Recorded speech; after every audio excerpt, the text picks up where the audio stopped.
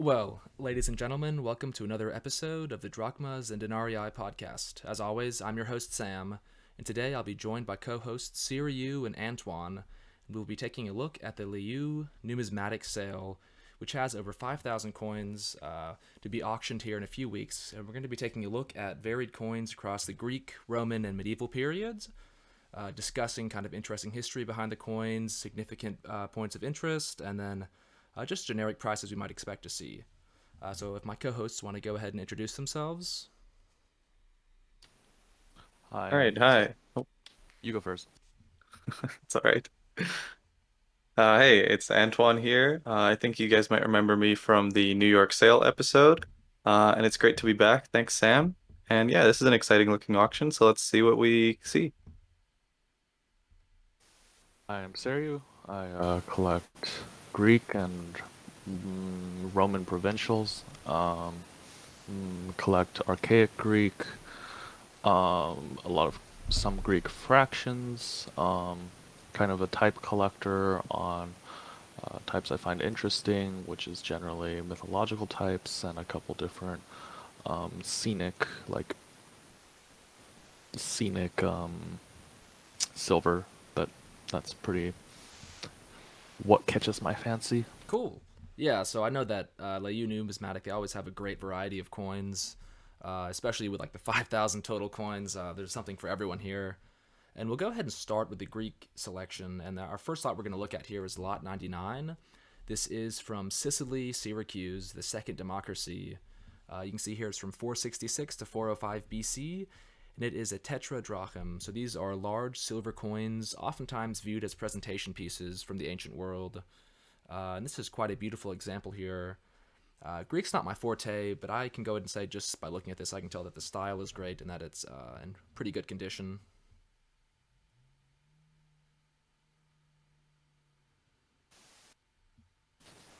This is part of one of the larger series of tetradrachms. You can tell by the obverse. You see the ketos on the bottom. That's one of the largest emissions. There's a lot of different dyes. And so, what exactly is that? To me, it looks almost like a snake of some sort, from what I can So make out. ketos is a mythological, basically sea monster, generally very commonly represented by a snake, particularly on Greek coins. It's just it kind of for the Greeks was like a very common symbol, and it's representative of like the wild parts of the ocean, basically. The Greeks were pretty scared of the open water overall. Pretty it's kind of a monster that just represents like the danger of the Mediterranean. Okay, awesome. And Antoine, I know you especially like to collect Greek coins for their art. Is there anything noteworthy of this example that kind of catches your eye out of maybe the style, the engravings here, or just the state of preservation? Yeah, I actually forgot to mention, yeah, I collect primarily classical and a bit of Hellenistic Greek coinage. For this one, I'd say Syracuse in general has some of the best artwork um, output through the classical and era and just in general in coinage.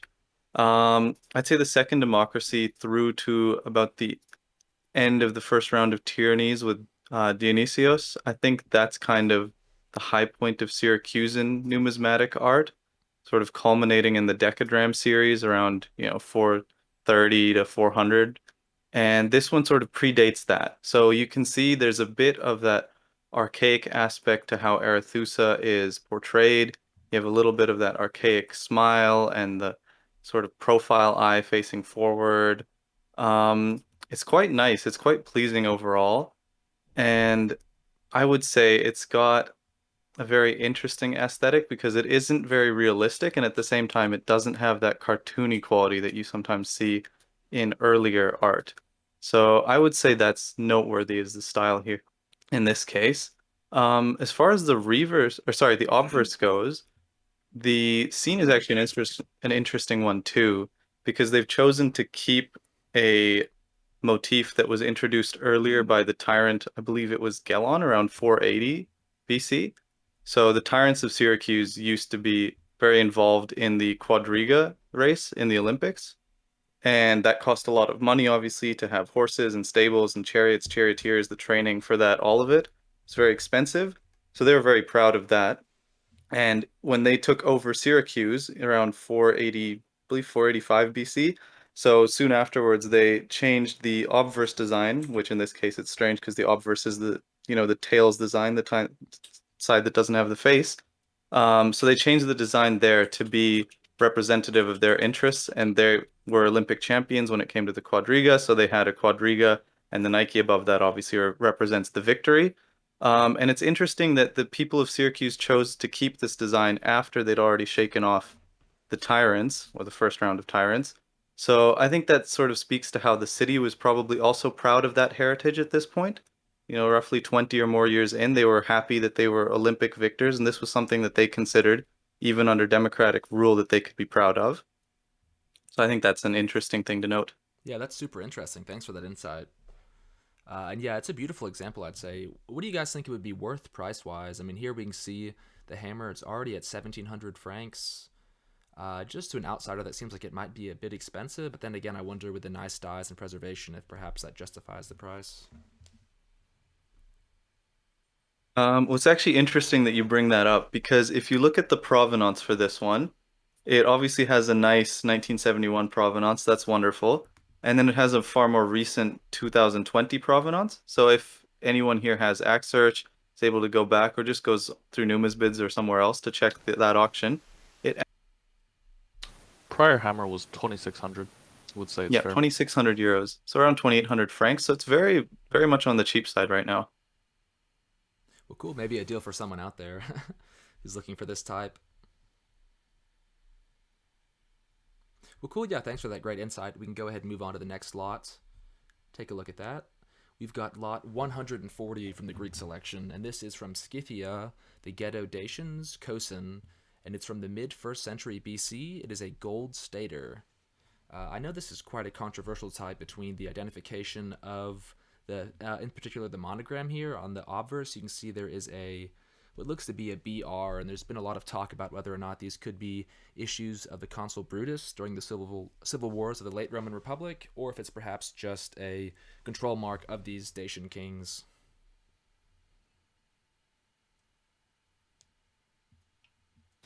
So an interesting thing about that is there's actually quite a big difference in the style on these. There's a particularly fine style, which is also usually found with finer gold. So one of the theories is that might have been Brutus, but somebody Roman basically went there and helped them set up the mintage. And in the beginning, it was like ins helped by the Romans, and then later on they continued doing it themselves. Yeah, very interesting. I think it's a great example of a coin type that still has an interesting story and mystery behind it, one that we may not ever find an answer out to, but just that still raises curiosity. Yeah, I think you've touched on this very well. This coin is really, truly something of an enigma. As far as the monogram goes, yeah, as Sarah you mentioned, there's the two series. One has the monogram, one has a sort of devolved monogram, devolved art as well. And the design motif is interesting because the lictors with the console out in front isn't something specific to Brutus. It was as a concept, it was well known in Rome, so it could have been almost anyone that wanted to portray consular authority. But I think the link to Brutus has been made in part by that monogram, and also because Brutus, not too long before these are theorized to have been minted, issued a series of coins, one honoring his ancestors, and the other showcasing a consul followed by, I believe it was three lictors and Libertas on the obverse. So of his denarii, while he was a moneyer, while he was still up and coming in the Roman political world. So I think that's where a lot of this connection stems from, is that they see the monogram, they see the design that reminds them of those Brutus denarii, and they think, okay, this is mid first century BC, that's sort of imperatorial or just pre. So maybe this could have been issued by Brutus or one of his partisans during the civil wars. So I think that's where that connection comes from. As far as the reverse, the eagle holding the wreath, I suppose you could tie that in as a Greek motif almost, the oak wreath and eagle. So it could be Zeus, At the same time, though, there is another series of just pre-Civil War denarii. I think it's the Q Pomponius Rufus. I may be wrong on this one. It's quite rare too, and they feature a very similar design. So it's possible to say that this design might have been copied locally by locals who came into contact with those coins. They would have been circulating certainly in that area at the time. But it's also possible that someone who was traveling with a Roman authority figure, so perhaps an imperator, a consul, someone during that era, may have had the idea to strike these locally in partnership with, yeah, Scythian or Dacian local authority. Yeah, thank you both for that great insight. I think it yeah helps to highlight the interesting aspects behind this coin that you may not see just by looking at it from a glance. And I think too the price right now at 900 francs is pretty interesting. I know that in COVID times they've gone up a lot, so I would be surprised to see that remain that low. I would expect the price to go up. There was a small hoard of these in early 2020, late 2019. Back then they were going for about 1300 before buyer's premium, but the type has dried up a little bit, so they've been going up. I'd expect somewhere around 1700 plus. Uh, I'd have to look at the coin to see exactly how nice this one is, but wouldn't be surprised to see a 2000 hammer. Yeah, I'd agree with Sari on that one. It's also interesting to note this is a type, when it comes to the coin trade and antiquities laws, this is a type that's had its fair share of controversy there too. I believe it was might have been the late 90s or the early 2000s. The Romanian government attempted to take action to have, well, basically all of these, or as many as they could find, returned to Romania, claimed as cultural patrimony. I think that failed quite early on, but it was definitely a scary time in the market for anyone that had one of these, I'd assume. Um, and yeah, I think it sort of set the scene for some of the later struggles we're seeing in now too, with cultural heritage laws versus freedom for collectors. And I think the type still has that or stigma present. Excuse me. I kind of feel like that air or sort of vibe around the coin is still present today. At least kind of a worry that if you buy it, you may not know what the potential like resale of that in the future would look like. Yeah, and I think just to add to that, I think this was the first time that a government attempted to recall essentially every known example that they could find of a certain type, claiming they were all their cultural patrimony. Because obviously you have sporadic examples of, oh, this one very special coin or important coin, or just this coin that gets a high enough profile to get on the radar of archaeologists or government agencies. That is requested to be repatriated. But in this case, it was very much that these were made here in Romania and we want them all back. Yeah, and And that's obviously a worry. yeah, I'm glad to see that failed. But yeah, still a little bit of a worrying type in that case. But you can see here, interestingly, the provenance at least goes back to 2005, if not before. So we know the coin is not a part of what Siri you mentioned with the 2019-2020 hordes, but it could once again be part of those issues with the Romanian government. Who knows? But yeah, overall, Um, go ahead. Sorry, this still could be part of the 2019 horde. That's a very weak provenance part from a European collection formed before 2005. It's a very common way to just try to give um, more credibility to a coin. Generally, you cannot trust on provenances like that, in that they can be made up very easily. Yeah, I'm that not is a saying good this point. particular coin is not from a collection before 2005, but it just does not hold any weight in a legal perspective or any meaningful perspective, really.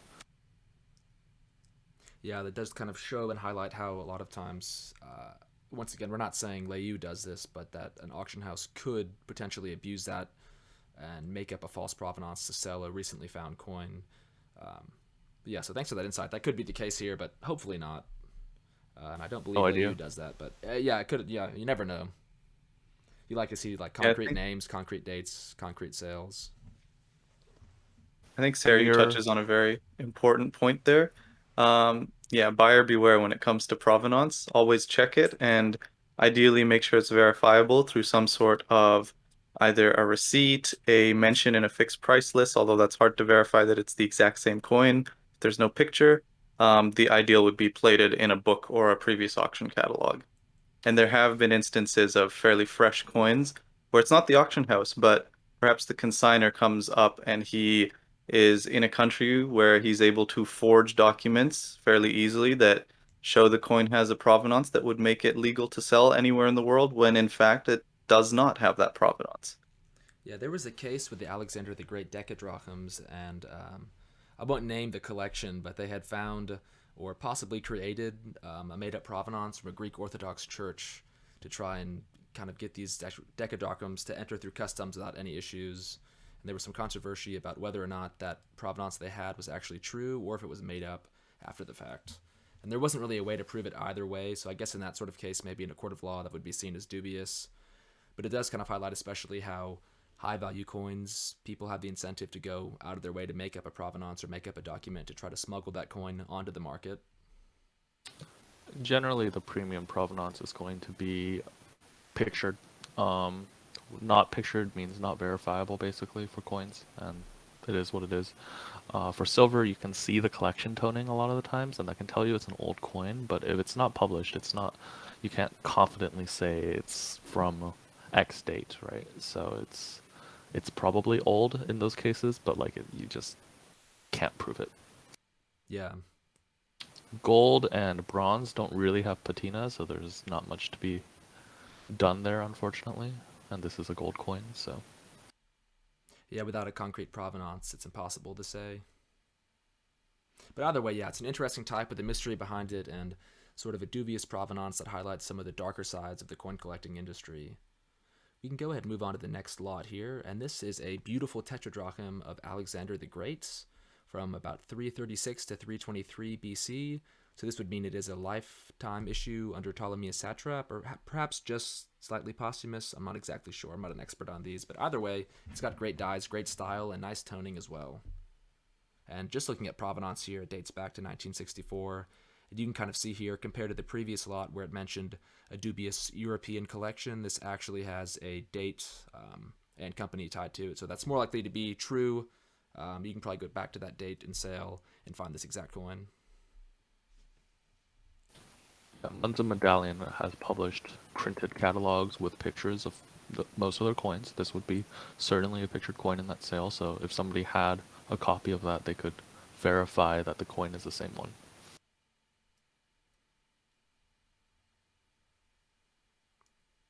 Yeah, and this one just looks absolutely great. I think that Alexander here has a great style, very lifelike almost. I mean, it really does have an artistic quality to it. Sort of the glance he has, you can kind of see, I feel like, in many ways, sort of a um, divine or stare, gaze behind it. I feel like it kind of goes to show maybe an early deification of Alexander, whether that's lifetime or early posthumous. And the reverse here has got great style, especially Zeus. I think his body has nice proportions and his face has great detail. If you zoom in here, you can see that he's still got a visible eye, nose, mouth, and chin, which is not often the case. Yeah, I think personally, the feature that I like most about these is, despite the amazing obverse, it's actually the reverse. The reverse style is some of the best that you see anywhere out of the entire series of Alexander tetradrams. Um, yeah, Zeus even has a visible laurel wreath and a very well sculpted nose and mustache and beard. It's amazing. The details in his face are almost equivalent to the Alexander's Heracles on the obverse. As far as the style goes, I think Memphis is generally regarded as one of these upper echelon mints, and these dyes certainly would reinforce that. It's definitely in my top 5 or 10 best dyes for the Alexander series. And this coin overall, yeah, it's got everything. It's got a nice even tone. It has a great verifiable, likely verifiable provenance. It's very well centered, great details still there. It has that history aspect to it, made in Memphis at the time of either just before Alexander died or perhaps just after. And of course, Memphis is the city that he was secretly snuck away to, stolen from the other satraps and taken to Memphis by Ptolemy. So yeah, it's just a very fun coin, an interesting coin, and definitely for someone who's interested in the coinage of Alexander or of the late classical, early Hellenistic era, this is definitely a must-have and a very, very nice example of the type. And to connect back to previous topics of silver showing old collection toning, I think this example has that sort of deep field toning here. You can see, especially around Alexander's nose. And that sort of look can oftentimes hint at an old provenance that may not be listed by the auction firm. If you see a coin that looks like this and it has maybe like a 2000s provenance, you probably can find. It's probably from a collection in the 1900s that you can find. 1964 is probably old enough for a silver coin to develop this kind of toning, but it could have an older provenance for sure. Would have to dive through catalogs to check. Sounds pretty difficult for an Alexander Tet because they're pretty common, but We'll have to you could get definitely take a look. Curtis on here, aka Kung Fu Possum. I know he's the whiz at finding these provenances and does an amazing job of finding, even for crusty Byzantine bronzes, he found a provenance back to the 1800s, which absolutely blew me away. So we need to figure out how he does it, and maybe he can help the rest of us out. But yeah, this is overall a great coin, I think. And the price, I mean, I just think kind of with that provenance and the great style, the great dies, that for 1,000 francs right now, I'm sure that'll double, if not triple, in the coming weeks. Yeah, I think the previous hammer was 2,500 euros, around that 27,800 franc mark. So we can definitely see some more activity here, I think. Yeah, I think you'd be hard pressed to find a better example out there. I mean, it does have that one scratch, but besides that, I mean, it's near perfect. Well, we can go ahead and move on to the next lot here. We've got lot 535 from Boeotia, Thebes, circa 395 to 338 BC. It is a silver stater. I'd say this one has great style and great preservation. The provenance doesn't go back too far, but it looks pretty decent.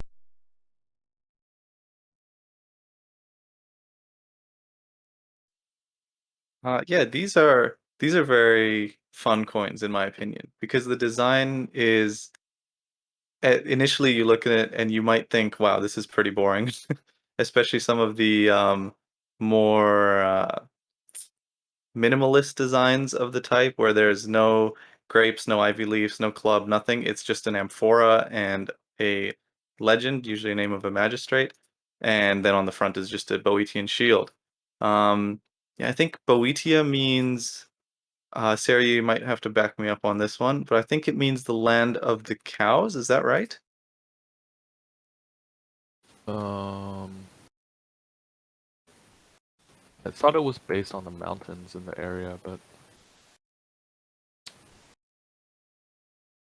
Yeah, I might have to look into that. I thought it was to do with the cows, in which case the shield would be a cowhide shield, which was classic of that region. So that was sort of them putting themselves out there like, yeah, I might have to look into that. Yeah, it's a great coin though, and I think it's interesting when you have the magistrate element here. You can make pretty much a whole collection out of those magistrates, just collecting the different people. And I know you can get quite famous people on here. I don't want to butcher his name, but Epaminondamus, something like that. I forget his name, but he was one of the great generals who defeated Philip II. And I know, Epaminondas. didn't he issue a stater like this? I know those go for great It's premiums, but it just kind of goes to show how these coins were connected to the actual Greek world. actually very interested that you brought that up. I'm glad you did. Epaminondas didn't actually defeat Philip. He defeated the Spartans at the Battle of Leuctra, which ended the post Peloponnesian War Spartan hegemony over Greece. So the hegemony was sort of a almost unofficial, like we are in control of the peninsula as well as all of the rest of Greece. This at this point, this is just post Corinthian War, so Greece was sort of in a state of flux, but it was fairly firmly Spartan territory at the time. It wouldn't be for another almost 20 years in 371 when Epaminondas would, rearrange his phalanx 50 men deep, plow through the Spartan lines at Leuctra, and there you go. The rest is history. That goes It's to show actually Mikey's interesting that you knowledge. Yeah, I know Greek history, but 1,000 years later in Byzantium. So thank you for that correction. No worries. That's fine. And as far as Philip and Epaminondas go, he didn't defeat him. He was his teacher. Philip spent during this era of the Theban hegemony then, which only lasted around 10 years. They were defeated in I think 362. But the Theban and Epaminondas died in that battle as well. But Yeah, Philip was sent as a hostage. As the youngest brother, he was expendable at the time, although obviously the course of history would change that significantly. So he was the third son, the youngest, and he was relatively expendable. So he was sent as a hostage to Thebes in around 370. And it was during that time that he was able to study military technique and just get a finer appreciation for what good generalship is under Epaminondas. I think he might have even been hosted at Epaminondas's house while he was in Thebes. So yeah, that's an interesting little tidbit. And then obviously Philip was able to take that knowledge, that outside the box thinking, and use it to revolutionize his own army in Macedonia. And yeah, the rest is history. Alexander used that army to conquer most of the known world at the time. Yeah, some great background coverage. Thank you. And so, what do you guys think at 280 francs? Is that a fair price for this? I don't know the staters that well. I know they're pretty common, but they still go for a decent amount, right? I would say that'd be a fair price 3 years ago, but nowadays I'd expect 800. So they've gone up that much, you think, over the course of COVID and whatnot? For a nice example like this, I would not be surprised if it went to like 1,000 something. Okay. Yeah, I'd agree. I think the designs that have usually the ivy leaf, and especially when you get the club in as well, it usually just about doubles the price. So anywhere from 600 to 800 would be quite good, and 1,000 is quite possible. Yeah. We'll have to keep an eye out on this coin then and see what it hammers for here in about 2 weeks. But yeah, we can go ahead and check out the next lot here. We've got a Hemihecte from Ionia, Ephesus, from Phanes, circa 625 to 600 BC. I would say this is a pretty small coin here at 9 millimeters and 1.16 grams, but it's got a very interesting story behind it. Yeah, this is a very fascinating coin. It's the first coin with a legend that indicates that it was minted by a person. Um, this particular denomination doesn't have it, but in the staters you can see it very clearly. It's also a deer, and on it there is the Greek legend, "I am the badge of Phanes," translated. So, a very interesting early type. Um, this was minted in electrum, which was common for coins of that era. Um, Electrum is a natural alloy of, or a naturally found alloy of gold and silver, um, typically minted by cities in Turkey. Generally, the earliest coinage was all in electrum before silver really took off after Croesus. Um, yeah, definitely a very interesting example. This particular example is a quite small one. These come in different sizes, all the way down to 148th staters, I believe. I don't remember if there's a 196th, but yeah, here you can clearly see the deer, slightly off flan. This particular one does not seem to have a control mark, but some of them will have a control mark to the left or right of the deer. Very interesting ink use as well. Quite not that early, so you can see quite a bit of design in there, but also very common on the earliest coinage. And so you mentioned that Phanes was the first human to have his name put on a coin. Do we know who he was exactly? Was he a king or a mint worker? General understanding is it. I mean, there's no real answer. I don't think there ever will, but people guess it's like a merchant of some sort. And correction, I believe this is actually the first coinage with a Greek inscription. Not this example, of course, but staters. And so this one is at 200 francs. Do you see that going up a lot? I would imagine with the history behind it, there's going to be a lot of appeal and a lot of collectors out for the type, but I don't know, with it being a hemihecte, does that affect the price at all and it'd be allow for a cheaper example? Oh yeah, that definitely affects the price. A stater of this type costs around $20,000. There's not many known either. For this specific one, as a hemihecte, I'd expect around 1,000 on for a hammer. Wouldn't be surprised if it was like 900.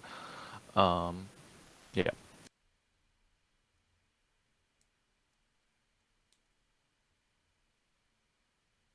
Well, cool. Yeah, it's a great type. Very interesting, and I think too that connection of being the first human, or the first Greek inscription of a human or of any kind on a coin is pretty interesting, and definitely adds some history and story behind the coin. So we can go ahead and check out the next lot here. We've got lot 1214. It is also from Ionia, this time from Phocia. It is a hecty, so I guess double the weight of the previous coin. This one was minted circa 625 to 600 BC. It's got the head of a griffin on the obverse, and the reverse is an NQ square punch. And so here it says, yeah, it's very rare and usually attractive. I've seen a lot of griffin types. Is this perhaps an earlier archaic version, or what would make this so rare? This is part of the first mintage of Phocaea that is attributable to the city, um, along with a series of seal head staters, generally facing left for the earlier ones, I believe. Um, These are Phocaea was one of the major mints in Turkey of Electrum. They minted all the way into the classical era, of a wide variety of types. This particular coin is in the major reference is E1, which is one of the very first emissions. There's several different griffins. This is a particularly archaic type. Would not say this coin is awfully rare. Generally speaking, there's been a fairly large horde coming to market recently. This denomination, though, is actually quite rare as a hecty. Generally, you'll see this type as a hemi-hecty. In fact, the hecty, I believe, is unpublished in Bodenstedt, but I'd have to check my reference. But the recent horde has included both hecties and trites. The Miss Hemi-hecty is much more common. That's 1/24th. That's 1/4 of this. And yeah. Yeah, you're right on that with Here, the Bodenstedt. It says here that that is unpublished for that, as well as S&G von Auloch. Looks like both of those are. It's unpublished in both of those. yeah, the SNG von Auloch and was a private collection, so there's a lot of different holes in there, obviously. That you collected in, I believe, like the 1920s or something like that, but I'd have to double check on the dates. So he had a lot of different types, but like he's also missing a lot. SNG Copenhagen is the museum. They also, I mean, it's not meant. It's basically publications of private-ish collections. So if they don't have a type, they don't have a type listed. Whereas Bodenstedt was supposed to be a comprehensive work about coins from Phocaea. He did not own those types that he published. He just tried to have a comprehensive corpus. And Antoine, I know you're more into the mythological side of coins as well. Do you know, is the griffin a common animal to see on these coins? Do you see that often in the Greek world, or is it sort of a rare animal? I would say it's definitely not uncommon. I think it's region and time based. So especially on the Ionian coastline, that's the western coastline of Turkey, in the sort of archaic and early classical eras, around 600 to 450 BC, you definitely see quite a few of them. You see them here from Phocaea, you see them from Teos, you see them from the colony that Teos established at Abdera. And you even see it later on as a mint mark symbol in places like Abydos, I believe, and might be Sidon as well. So other cities that are along that sort of, or it might not be Sidon actually. I think I got that wrong. But yeah, you definitely see it later on too in the early Hellenistic as a mint mark. So it's not an uncommon symbol, no. And kind of mentioning the location here of it being minted in Western Turkey, I know there's been a lot of controversy recently with Erdogan and cultural, is it MOI, MUI? I forget the exact wording there, but a document that would, MOU. MOU that would allow the Turkish government to sort of claim any and all coins that were minted in its country throughout the entirety of history as cultural property of the modern country of Turkey. And I think that that has been blocked, or at least not completely signed. I'm not sure the exact status as of right now, but do you think that sort of puts a damper on the bidding on these coins, knowing that there could be a document looming ahead that might confiscate this at some point in the future? So the MOU has been signed, and is technically in effect, I believe, as of last year. Um, Generally, there's two parts to those. One is signing, and the other is enforcement. The MOU is with the U.S., so it is specifically for American collectors. that would have to be concerned. It's very common for the Europeans to not have to worry about this, particularly Germany and the UK generally, Switzerland as well, which is where Leu is based.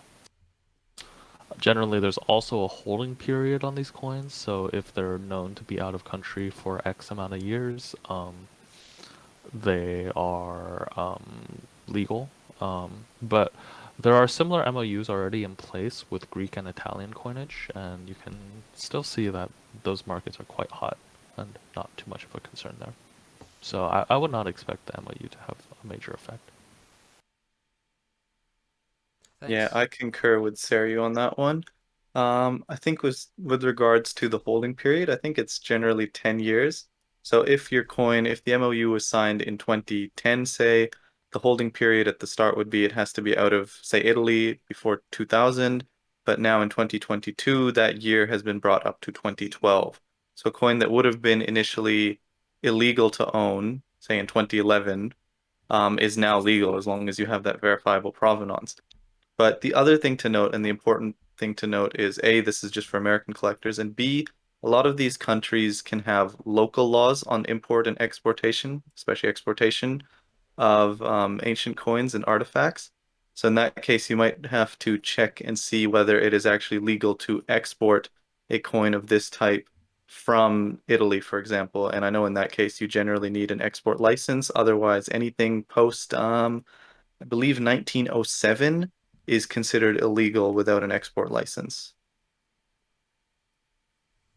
Yeah, But so of course, enforcement is another issue entirely. And generally, yeah, there's a lot of Italian-made Roman coins out there that are not being actively enforced with those laws. yeah, I think that sort of legality of the coins oftentimes put a damper on collecting. And I don't personally agree with a lot of those laws, but I think once again, if they're in effect, it's important to follow those for no other reason than watching out for yourself, not facing legal prosecution. So yeah, definitely something to keep in mind when buying coins. Um, so we can go ahead and look at the next coin here, which is another Hecte from Ionia and Phocia. This was minted between 478 and 387 BC, with the head of Attis to the left wearing a Phrygian cap and a small seal downward. The reverse is a quadruped incuse punch, and I wonder, Attis. I'm not sure if I'm familiar with that goddess. So Yeah, Attis is the consort of shoot, what's her name? Attis is a Turkish, originally Turkish, like area god that was subsequently like brought into um, the fold of Greek mythology. He's the hold on, let me look up who he's a consort of. is it a he, not a she? That's my bad. Definitely a he. Consort of Cybele. Very common in Phrygian mythology. He was known for castrating himself and turning into a pine tree. Kind of interesting. Very Turkish in nature. The large cults there worshipping primarily Cybele, but Attis as well because of his connection to her. Um, so very Turkish, or I guess at that time, Phrygian in nature. So quite related to there. This is an example of a later Phocaean stater. This is into the classical period. The really late ones you won't see the quadrupite anymore, quadripartite incuse anymore. But here, like you can see the style of the bust is definitely different. This by this time, mint city civic badges had developed as a thing that people would put on coinage. So on this particular coin, it's slightly off flan, but to the right of the head, you can see the tail of the seal. Um, so that was the civic badge of Phocaea. So they would mark all their coinage with a seal on some point of the design. You can see this in a lot of different other cities. Corinth staters, for example, always had the Pegasus. Miss Kizikene Electrum always had the tuna fish. Salinos always generally had the leaf. I think this one too has a great example of electrum alloy.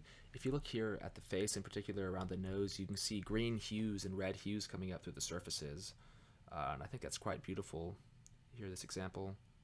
And it's got great style too, great preservation once again. I think that bust in particular is quite dignified, even though I couldn't tell it was a man. Still quite nice.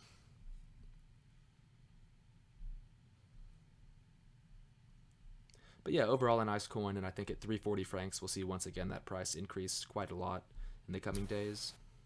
I would fully expect this to be more around 800, but it's a rare type, so I'm not certain. Depends on the collectors, how much they want this particular bust. Yeah, we'll have to keep an eye out here. And on to the next lot. We've got lot 1279 from Ionia. It's uncertain where it's from circa 625 to 600 BC. It is a 1/24th stater, electrum 6 mm, and 0.62 grams, so it's quite small. And on the obverse, we've got a raised clockwise swastika pattern. On the reverse, a quadripartite InQ square. And I would imagine this would be quite small in hand. Looking at that Oh here, yeah, maybe not the these are best tiny. details. Not the greatest example. It's an okay example. There's a big die break on the obverse, so it makes it a little difficult to look at. This is an example of an early Ionian piece. This one is not attributable, but from a similar time frame to the Phocéan piece. Um, as part of the earliest coinage, these kind of geometric patterns were very common. The first coinage started as basically flat pieces with an incuse, and then slowly developed patterns as well as simple animal and mostly animal designs. So this particular one is a very common type. It's a swastika, which has been common throughout like art since forever, basically. Comes in multiple different denominations. This is a relatively small one at 1/24. They also come in 1/48 that I've seen. I think they go up to hectares. I'm not sure I've ever seen a stater of the type, though I haven't looked. We can tell this is a later type because of the weight standard as well, which is Phocaic. That's going to be the same as the coins from Phocaea. Um, uh, there's the incuse here. It's pretty rough. It's a pretty worn example, but it's a pretty classical early type that you'll see. Um, and the vast majority of these are not attributed to mints, unlike that Phocéan coin. The reason we can attribute the Phocéan coin is they had a large series afterwards that we can compare it to and say this is probably from the same place because of the similar styles and themes, whereas this one, just no idea. Neat, thank you. Yeah, it's an interesting type here, and I think that 50 francs, obviously that's quite cheap. It'll go up some, but being a 1/24th stater and also kind of having a minimalist, not the most exciting design, I think you might see that this could be a cheap coin for the collector on a budget here. I guess we'll have to keep an eye out in the coming days once again to see what it'll hammer for. On to the next lot, we've got a great type from the Kings of Lydia. I'm not sure you pronounce the first name there. Alyattes to Croesus, circa 610 to 546 BC. It's a trite, so that means this is a 1/3 stater. You can see here on the obverse, we've got the head of a lion with the sun and rays on its forehead, and so I believe that's the sort of familial symbol of the house of Croesus. And the reverse, we've got two InQ squares. But this is a great example overall, I think. Even though it's electrum, it looks to be quite pure. No provenance, but overall a great piece. This is a very important type. Lots of different writings about this. This is attributed to a specifically to Alyattes. First started minting these. Later on, his son Croesus, who made the first bimetallic standard, continued to mint these for a while before switching to the even more famous Sards, bull and lion coins, both in the Siglos standard and in the stater in gold. So very important there. Definitely just a major type, early historical figure. a very large mintage of these. I think there's currently a horde of these on the market, so this one's probably not gonna have a provenance associated, would be my guess. Um, yeah. Um, this was minted in a very large number. You see a great amount of variety in the obverse types. I believe in Wadar there's like almost 70, six, maybe not 70, maybe more like 50. I'd have to go check my copy of the obverse types. Some of them are also very interesting with legends. There's one that says Walwet, for example. Um, Generally, a very interesting and important early type. Yeah, thanks for that. Yeah, and I'd just like to build off of what Sarah you said with these. I think you mentioned something about the lion as a symbol, right? Was that right? Sam mentioned that. Yeah, kind of being Yes. the symbol of the house, of the dynasty, Yeah. maybe. So it's actually interesting that you bring that up because I believe the lion, done a little bit of reading into these.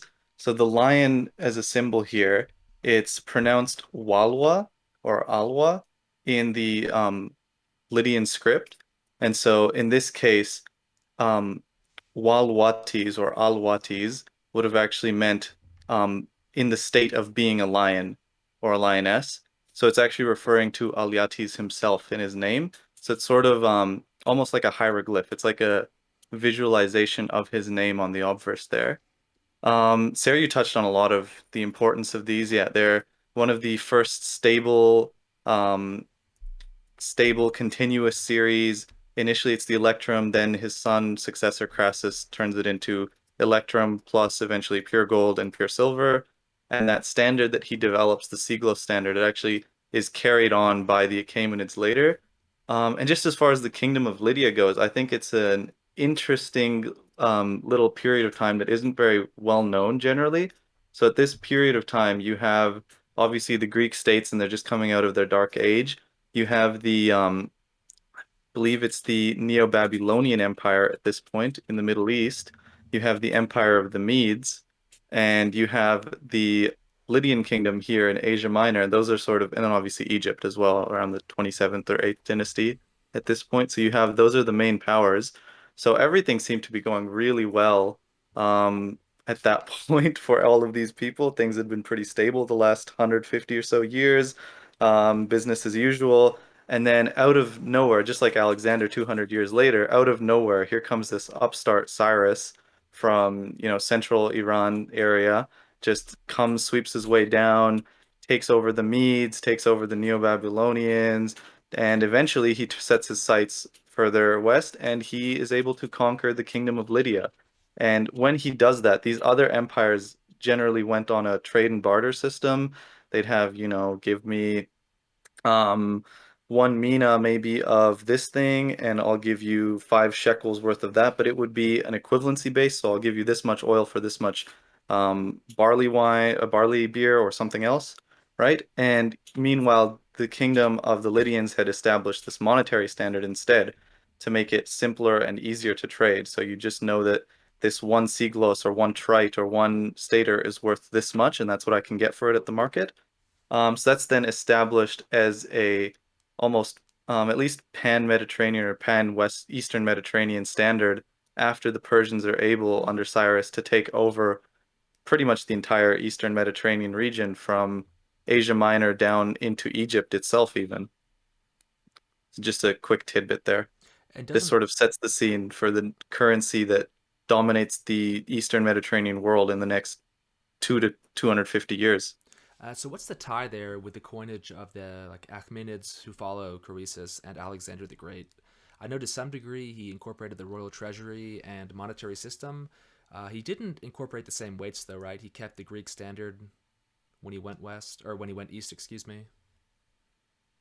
Well, as far as his silver coinage goes, he actually keeps the standard that was developed by the Lydians, so the roughly 10.5 to 11 gram stater or double siglos and the 5.7-ish gram siglos. He keeps that standard for the Achaemenid siglos. They just minted at the lower standard. They did change the standard of the gold, I believe, a little bit. Um, there were various points in time when gold and silver would be worth different amounts in their ratio to one another.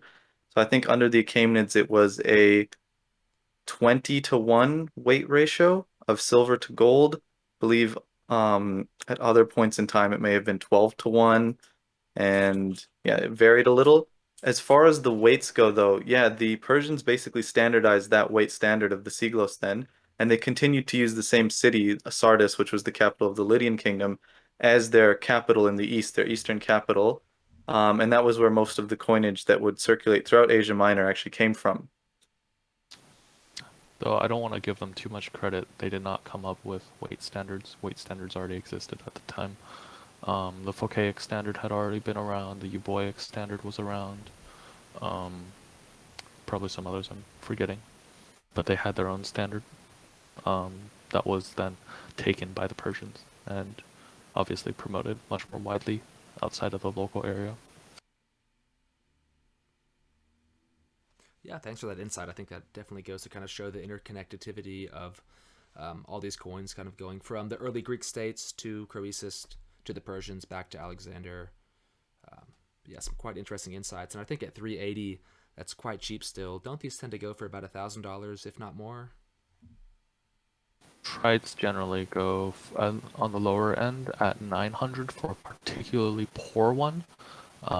So this is not a particularly poor one. I'd fully expect this to go for around 1600, 1700. But yeah.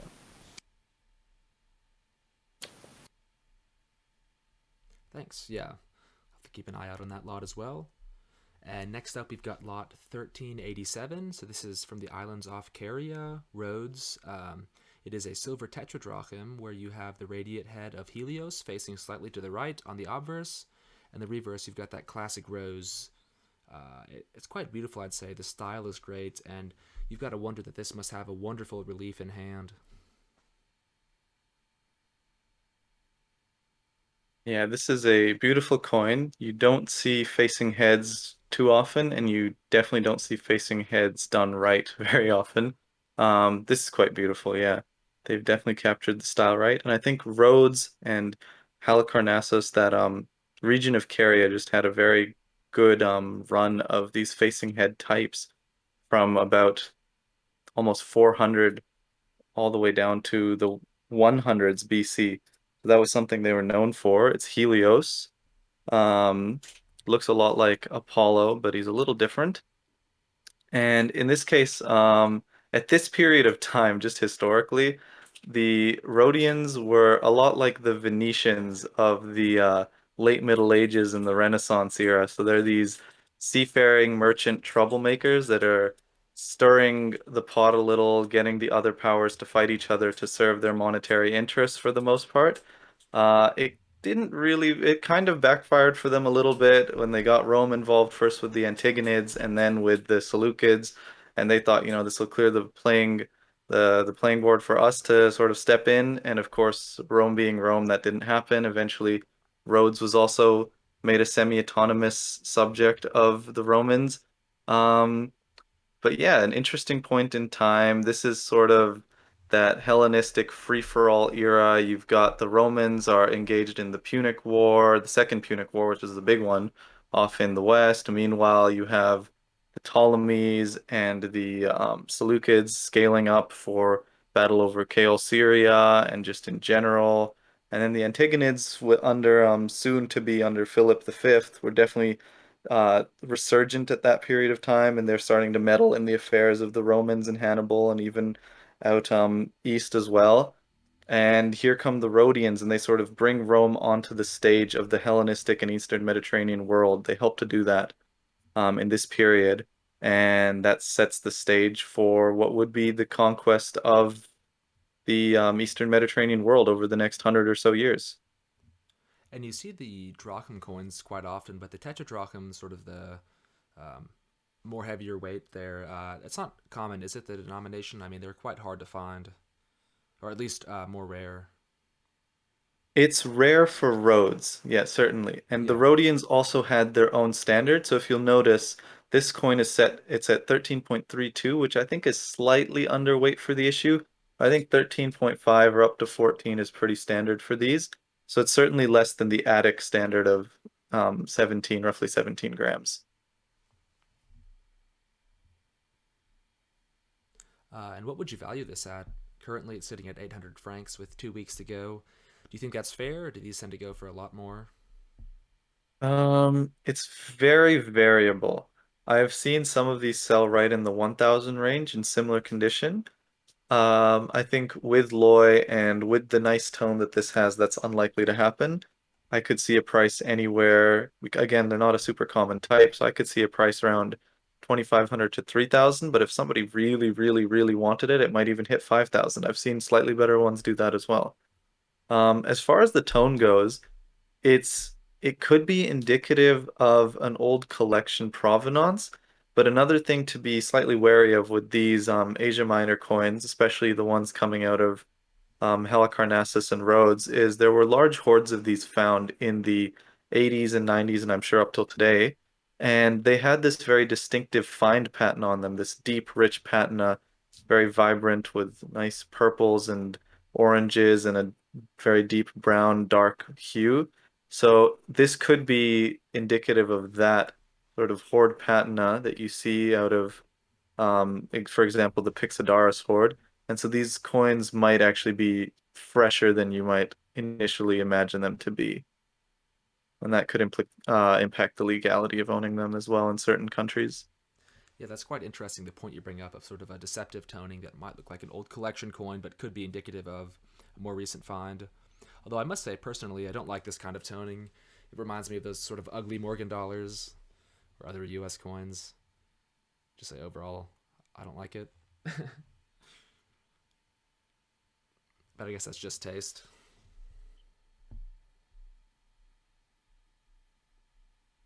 Yeah, absolutely. Yeah. I don't know. I'm not too sure where I stand. I think in hand it might look good, but yeah, it certainly is a little over the top from the photo. It's how it presents itself. But yeah, overall, a beautiful coin with nice relief. So this next lot I pulled is an interesting type from the Roman Republic, a little bit different from what we were looking at, but through the design types connected to the Greek world. On the obverse, you've got the draped bust of Mercury, and on the reverse, you've got Odysseus returning home. The famous scene where his dog comes to greet him after 20 years and then perishes afterwards. But only the dog knows it's Odysseus in disguise as he comes home. It's overall, I think, a great type. This one has nice relief, it has a nice design, and I think overall it's fairly well executed, the design.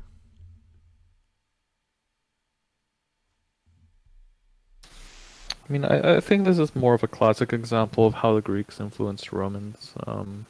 It's a very famous scene from the Odyssey, but like generally you would not actually find anything similar on Greek coinage. It's actually fairly common on Republican coinage to have stories like this.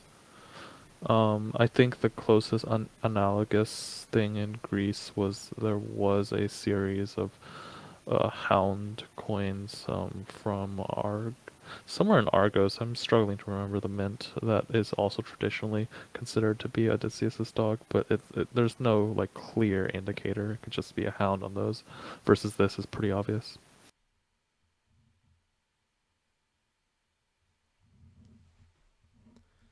Yeah, this is one type I might. Well, never mind. I was going to say I might be in the hunt for, but not at that price at 850 francs. No, thank you. Uh, Yeah, for a cheap example of this type, you could probably get one around $300 nowadays, 350. But mm, this particular one is quite nice. But yeah, 800 is a lot. Feels like.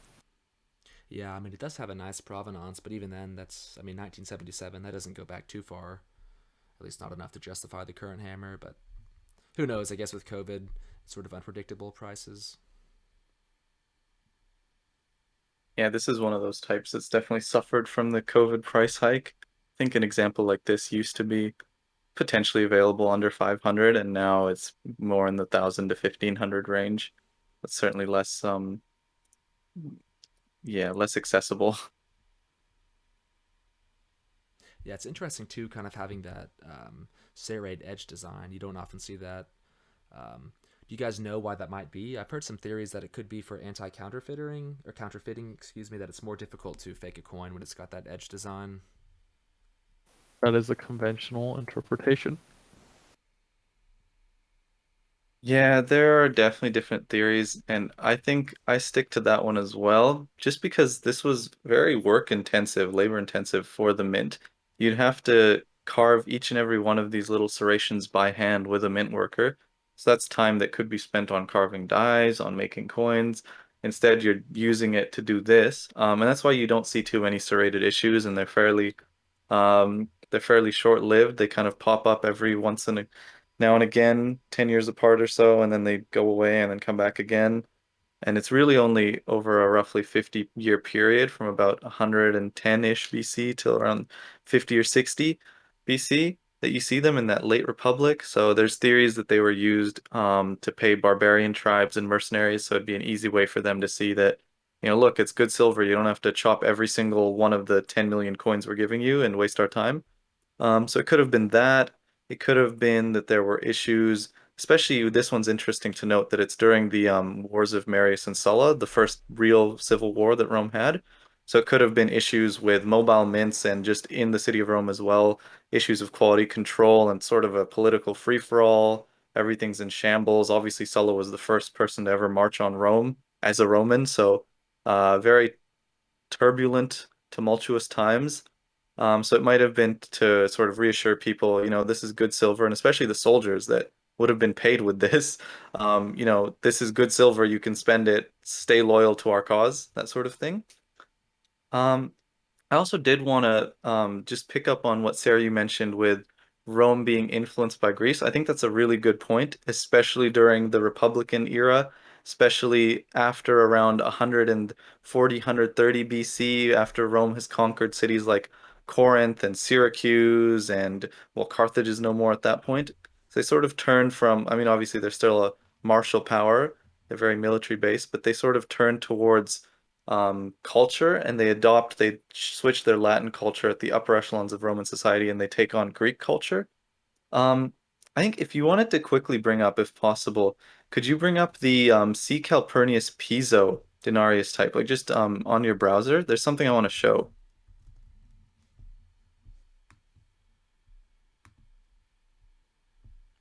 What was that again? The piso type? Do you have a Yeah, reference Piso. number Yeah. for it? I don't have the Crawford number, Just get piso but they're quite common. coins. Yep, it's just these ones. Yep. So even if you go up, there's two issues, one from the father and the other from presumably the son. One is during the Social War. It's actually one of the most extensive issues of Roman denarii ever made, something like 1,500 obverse dies and 2,500 reverse dies, and it's just massive. So yeah, this type, the L. Calpurnius Piso Frugi. So if we just click on one example somewhere, just to get a look at the reverse mostly. So you see it's a horse with a jockey, right? Yeah. Yeah. I'd like you to look up the Jockey of Artemisian, which was a statue that was in Hellenistic Corinth and it was captured by the Romans after the sack of the city in 146.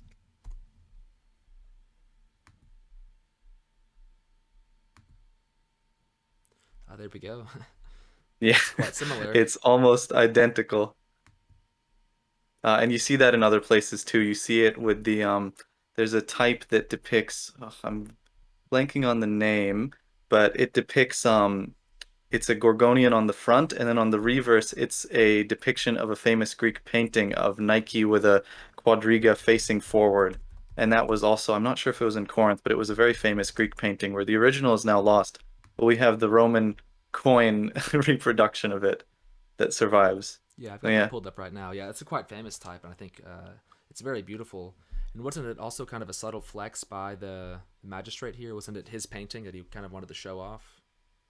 Yes, yeah, I think his ancestor, I believe, brought it over and set up a whole like little gallery for it as the spoils of war that he got to keep. And yes, obviously that would have been a point of pride in the family. Hmm. But yeah, that's some great insight here about the sort of connections with the Republican Roman era and then Hellenistic culture. I know also some of the sort of strict traditionalists in Rome, like Cato, were not a fan of Greek culture sort of seeping in the Roman Empire and, as it were, kind of taking over culturally. Yeah, absolutely. There was definitely pushback, especially in the early era that it was happening. I think by about the certainly post 100 and definitely by the 70s and 60s, post Social War, it was very much an accepted thing in Roman society that the upper class, the elite, would be more or less fluent in Greek, have a Greek education, understand the main Greek texts, all of that. Similar to a Latin education in Europe in perhaps the Renaissance, for example. Hmm. Yeah, that's some good insight. Thank you all. So the next slot I've got pulled up I thought was pretty interesting for the architectural depiction here in the reverse. It is a denarius from Geta from 209 to 211 AD. It was minted in Rome, and the obverse shows the bareheaded bust of Geta, and the reverse actually shows a galley under sail in the center of the Circus Maximus. So I thought this was an interesting coin that kind of shows an architectural depiction of one of Rome's most famous landmarks. I think it's not every day that you kind of see these interesting types and iconic scenes in Rome on coinage. Yeah, the Circus Maximus is definitely up there in terms of landmarks. I'd say it's yeah, second to the Colosseum basically. And those are very, very rare and expensive types. So yeah, this is I didn't know this existed, but yeah, that's quite cool. Yeah, I thought it was quite interesting, just a neat depiction of one of Rome's most famous sites. You can kind of see here too how the mint worker tried to capture the sort of teams of quadrigas racing along. They did an interesting job here, sort of showing the chariots sort of above Circus Maximus ship there. And I wonder, is that ship maybe sort of supposed to be like a spoil of war, or what the significance there is? I'm not too familiar with the history of Geta and his reign, if there were any sort of sea victories or what that could represent. Yeah, I'll admit my knowledge of Roman history sort of tumbles off a cliff after the second century, even after the first really. So I couldn't say. Um, Maybe someone in the comments can help us out. yeah, But yeah, overall, just a cool type. And I honestly have no idea what this is worth, but at the current price of 220, that seems quite fair.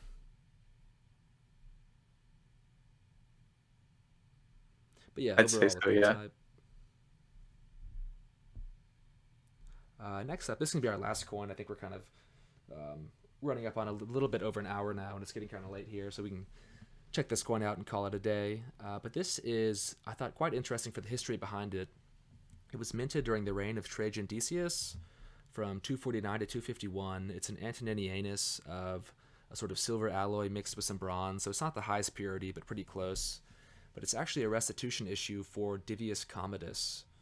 And so these were issued by Trajan Decius as an attempt to sort of make right with the gods. During that time, it was the peak crisis of the 3rd century, and you had, I think, there was a huge plague going around that modern historians think could have been Ebola or a modern, or excuse me, a sort of earlier version of Ebola that sort of hit the Roman Empire around his reign.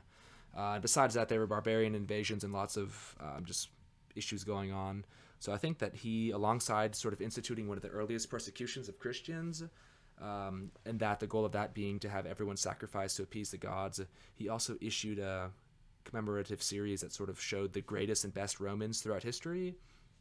And you wouldn't expect Commodus to be there. The people like Trajan or Augustus are in the series, but Commodus often is shown as a tyrant, as someone who was a bad emperor. But I think in particular he was very popular with the people, sort of like Nero, and that even though the Senate class hated him, the people loved him. And so this was sort of an attempt or a coin that might show the differences in class perspective, that even though the Senate may not like an emperor, they could be seen as one of Rome's best by the actual people themselves. Yeah, I think you brought up a few interesting points there. So one is it's a very turbulent time, this crisis of the third century. And Trajan Decius had been his hand had been forced by the I believe it was the Dacian legions, basically where he was stationed.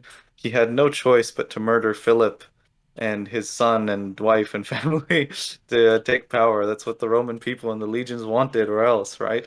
So yeah, maybe there's a bit of guilt there, especially yeah, if it was, I actually didn't know about that plague bit, but if it was a Ebola precursor, so a Marburg virus, those are quite nasty in general. So that would certainly, it would definitely be a reason to try and appease the gods.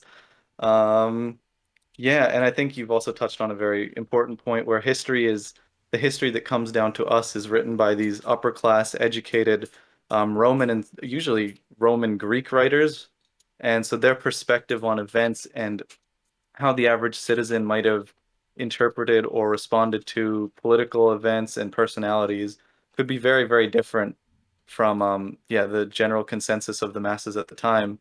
So yeah, Commodus, from what I know, is would have been a very popular emperor because he held the 100-day games and he was, out and about with the people, giving them, panem et circenses, bread and circuses, essentially. So yeah, that would make him popular. And I guess at a time like this, you'd want a little bit of that goodwill, especially because he was relatively recent. Some of the older Romans might have even remembered the good old days under Commodus. So yeah, Yeah, overall an interesting issue. And the price here too, I think they tend to go pretty cheap at 75 francs. I would expect this maybe to go for 100, 125. But even then, I feel like for the history behind it is a pretty good price.